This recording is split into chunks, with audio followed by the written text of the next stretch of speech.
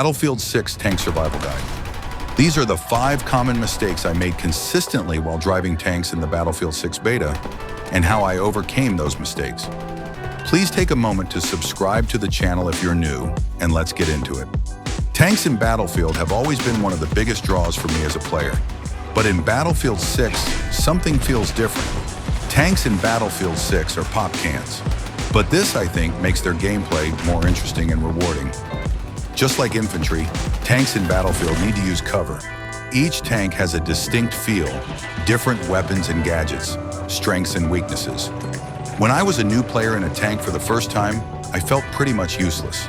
Maneuvering a 73-ton beast down narrow alleyways and being blown to bits in less than 60 seconds.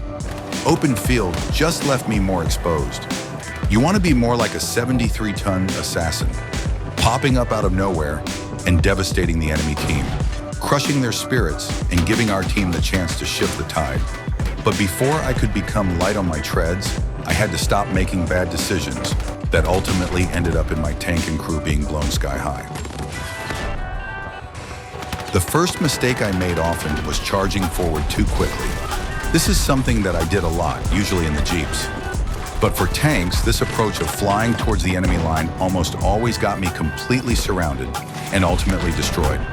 Therefore, I learned to stick close to the largest group of teammates possible. Your teammates will love this and will do everything they can to help keep you alive. Your presence and fire support in the tank is felt heavily by the enemy.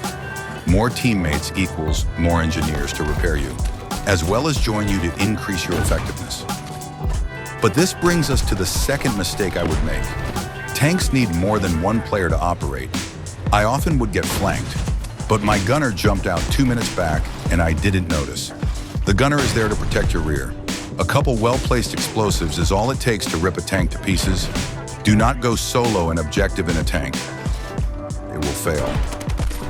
I also make sure I have at least one other person in the tank with me before engaging the enemy team. Going solo just gives the other team a chance to take your team's tank off the board for a few minutes. Those minutes are crucial and may very well be the difference between capturing an objective and getting completely routed. So we figured out that in tanks, not to charge forward like a lunatic with a death wish and always work with our teammates. But this leads us to my third mistake, not finding a good firing position.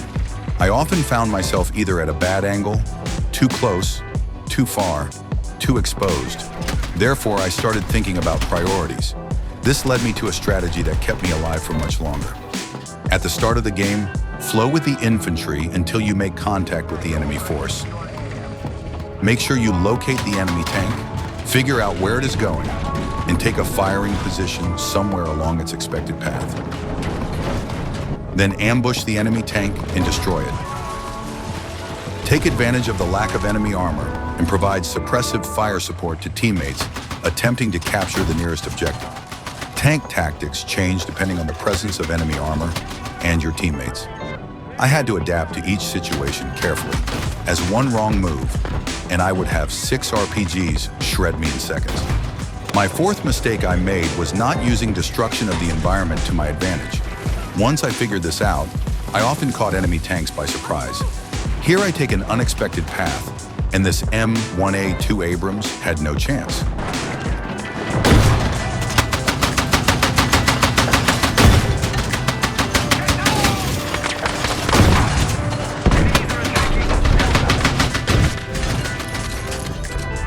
Also, blowing up buildings that enemy tanks are next to will cause screen shake if they have it enabled and will hurt their visibility. Finally, my fifth mistake was that I did not retreat enough. This sounds a little odd, but I have found this to be crucial to staying in the fight. There is a really simple loop you can do to get yourself out of trouble. This is another strategy that keeps me alive for much longer. Play as an engineer so you can repair yourself. Make sure to pack smokes. When you need to retreat in your tank, pop your tank smoke screen. Reverse back towards your teammates and cover. Repair the tank, wait for ammo to be loaded. Return to the front lines in a different area. And those are my tips for tank survival in Battlefield 6. If you found this video helpful, please let me know by subscribing to the channel and obliterating the like button. Let me know what your best tank strategies are in the comments. I have seen some really great gameplay so far, and I can't wait to get my hands on the full game. You think you can lone wolf this game like some arcade hero? Wrong! You'll just end up as an extra body on the respawn screen. Subscribe to the champ forever!